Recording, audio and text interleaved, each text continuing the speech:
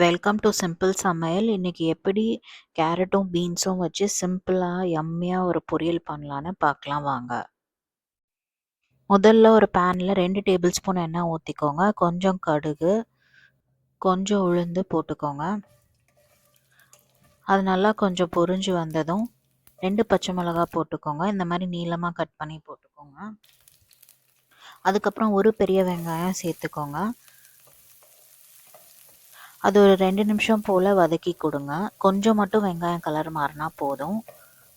இந்த மாதிரி வெங்காயம் ஆன அப்புறம் 2 மீடியம் சைஸ் கேரட் ஒரு 200 கிராம் போல் சேர்த்து நல்லா கலந்து விடுங்க. ஒரு 2 நிமிஷத்துக்கு வதக்கி கொடுங்க.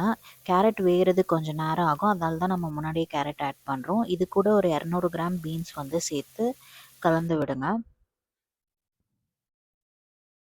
ஒரு நிமிஷத்துக்கு வதக்கி கொடுத்துட்டு தேவையான அளவு உப்பு சேர்த்து கலந்து விடுங்க.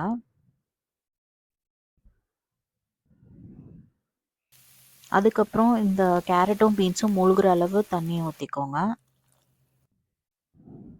அது ஒரு வாட்டி நல்லா ஈவனாக ஸ்ப்ரெட் பண்ணிவிட்டு தண்ணி கொஞ்சம் வற்றின அப்புறம் 1 டேபிள் ஸ்பூன் மிளகுத்தூள் போட்டு நல்லா கலந்து விடுங்க.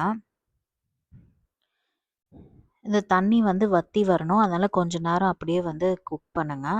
நல்லா பரப்பி விட்டு குக் பண்ணுங்கள், வேகமாக குக் ஆகிடும். தண்ணி இந்த மாதிரி கம்ப்ளீட்டாக வற்றின அப்புறம் ஸ்டவ்வை சுவிட்ச் ஆஃப் பண்ணிவிட்டு அப்படியே சுட சுட சர்வ் பண்ணுங்கள். தேங்க்ஸ் ஃபார் வாட்சிங்.